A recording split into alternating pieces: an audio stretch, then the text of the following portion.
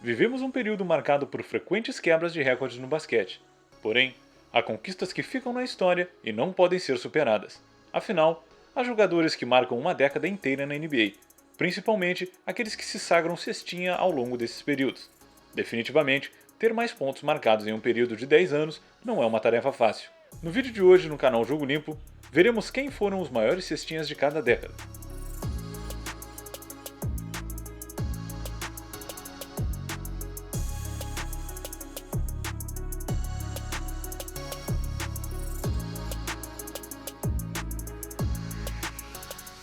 Ao separarmos pelo primeiro ano de cada década, alguns dos nomes mais importantes da história do esporte podem ficar de fora.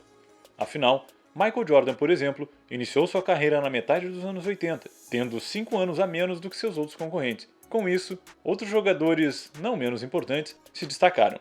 O canal Jogo Limpo trouxe quais foram os maiores cestinhas de cada década da NBA, contando os anos de 1950 até os anos 2020. A década de 2020 está apenas no começo, portanto, quem lidera o ranking de pontos é Stephen Curry. O astro do Golden State Warriors já marcou 3.118 pontos, contando a partir da última temporada, já que no final de 2019 e 20 ele se lesionou e passou os primeiros meses do ano sem atuar. Mesmo assim, o camisa 30 foi quem mais pontuou. Outro feito importante do armador foi superar Will Chamberlain como o maior pontuador de todos os tempos da franquia de São Francisco.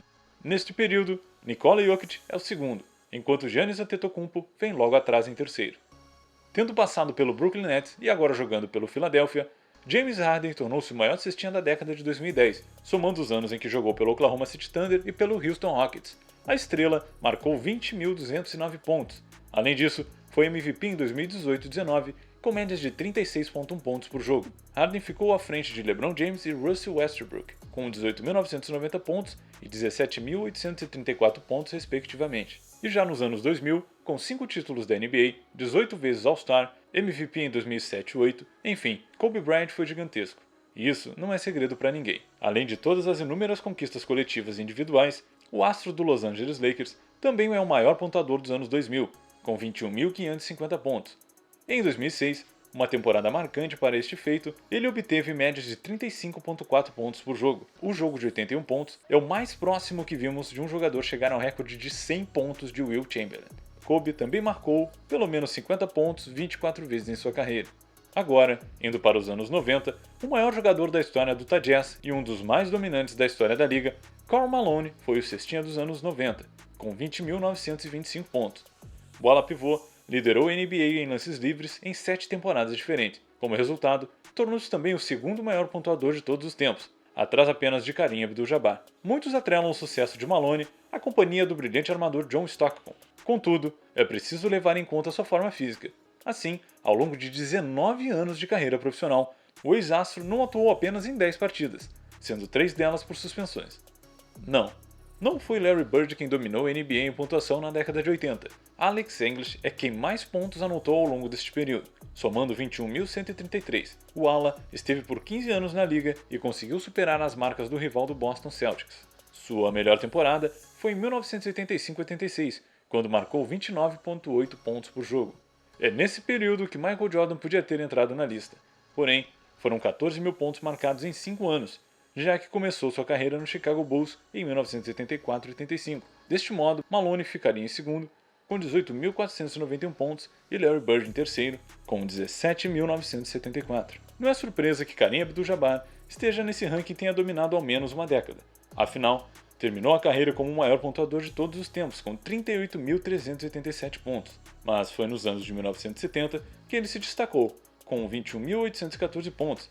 Ele ganhou 6 campeonatos, 2 MVPs de finais e 15 seleções ao NBA, enquanto a maioria dos seus anéis vieram nos anos 80. Sua pontuação decolou nos anos 70, quando ele era um jogador do Milwaukee Bucks, depois do Los Angeles Lakers. Em 4 de suas 6 temporadas em Milwaukee, Abdul-Jabbar marcou mais de 30 pontos por jogo. Quando ele se juntou aos Lakers, sua média ficou próxima dos 25. Will Chamberlain é considerado um dos jogadores mais dominantes de sua época e um dos maiores da história do basquete. Ele foi líder da NBA em pontos em 7 oportunidades, além de ter 9 vezes o melhor aproveitamento em arremessos de quadra e 8 vezes com mais minutos jogados em uma temporada. Não suficiente, foi 11 vezes o jogador que mais apanhou rebotes e por uma vez líder de assistências. Sua maior conquista provavelmente veio de seu jogo de 100 pontos. Chamberlain, no entanto, possuía uma fraqueza: os lances livres. Sua média no quesito ao longo dos 14 anos que jogou foi de 51,1%. Um dos pontos que realmente sustentam a tese que Wilt Chamberlain realmente mudou o jogo é a diferença de pontuação conquistada em uma década. Quando o comparamos com os anos passados, nos anos de 1950, Dolph Schayes foi o cestinha com 13.915 pontos marcados. O ala pivô foi jogador do Nationals, que posteriormente se tornou Philadelphia. Sua altura e seu poder de pontuar fizeram com que seu arremesso levasse o nome de Sputnik. Ao longo da década, Schayes foi um nome fixo no top 5 rebotes, bem como de pontuação. Sua melhor temporada veio durante 1957-58, onde teve média de 24,9 pontos por jogo. Ao contrário de Chamberlain, liderou a liga 3 vezes em aproveitamento de lances livres. Por fim, se aposentou em 1964, quando na época detinha os recordes da NBA para jogos disputados, lances livres feitos, lances livres tentados, faltas pessoais e foi o segundo em pontuação atrás apenas de Bob Pettit. Esses foram os maiores cestinhas desde a história da NBA até hoje. Conta aqui nos comentários o que você achou desse vídeo, não se esqueça de se inscrever e deixar um like. Postamos vídeos toda semana para vocês, então ativa o sininho e até a próxima.